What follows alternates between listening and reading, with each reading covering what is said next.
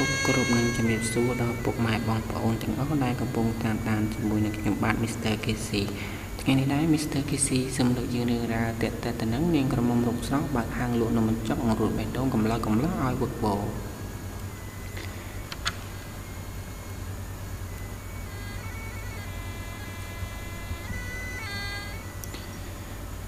ពិតជាមិនធម្មតាមែនធ្លាប់តែឃើញអ៊ំចាស់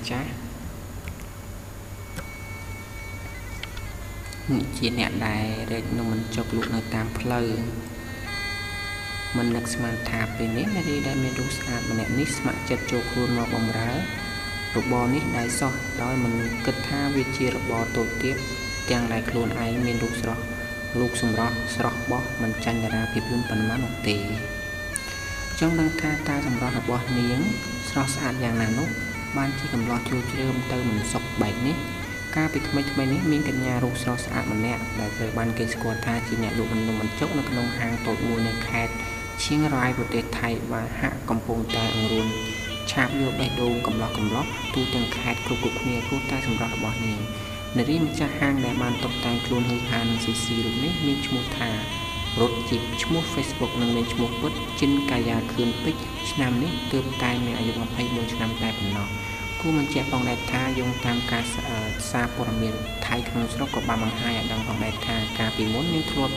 ជាប់ក្នុង Top 20 Top 20 Maxit 2015ទៅធ្វើឲ្យគេឈ្មោះរបស់នាងមានភាពល្បីរន្ទឺដល់ថ្នាក់នេះរីឯកំឡោះវិញឲ្យតែបានជិះកាត់ហាងនេះម្ដងត្រូវតែឈានចូលមកញ៉ាំនំបញ្ចុករបស់ស្រីស្អាតម្នាក់នេះតែម្ដងជួបជាមួយនឹងគេហទំព័រក្នុងស្រុកនារីរូបស្រស់សាច់ខ្ចីបានប្រាប់ថាហាងរបស់នាងទើបតែបើកដំណើរការលក់បាន4ខែប៉ុណ្ណោះហើយកាលពីមុនគឺលក់ឈប់មិនយូរជាបានលក់ទៀតទេពេលវេលាទេព្រោះនៅហត់ពេក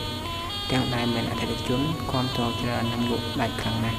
ជាពិសេសភ្ញៀវដែលចូលមកញ៉ាំភាគច្រើនមានសិតតែបរិបទប្រមាណទី 70-60% ឯណោះក្នុងចំណោមភ្ញៀវទាំងអស់តែបានមកញ៉ាំហើយមានមួយចំនួនទៀតគឺគ្រាន់តែចូលមកដើម្បីបានឃើញមុខនាងនិងសូមថតរូបជាមួយនាងទុកជាអនុស្សាវរីយ៍តែប៉ុណ្ណោះហើយនេះគឺជារូបថតរបស់នារីសាច់ស្រស់ខ្ចីនៅឯប្រទេសថៃដែលលក់នំបញ្ចុកធ្វើឲ្យបុរសជាច្រើនជ្រួលជ្រើក្នុងការមកហូបចុកផងដែរ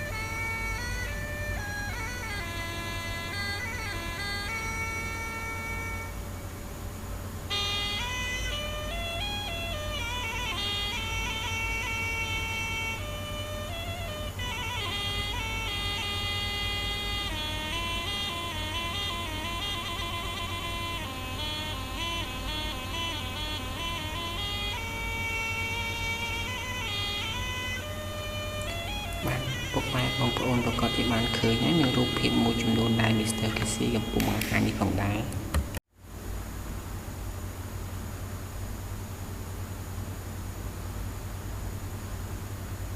តែនឹងកម្រងរូបភាពមួយចំនួនដែល Mr. KC សូមបង្ហាញនៅពេលនេះគឺសូមបញ្ចប់តែទៅនឹងរឿងរ៉ាវនេះផងដែរ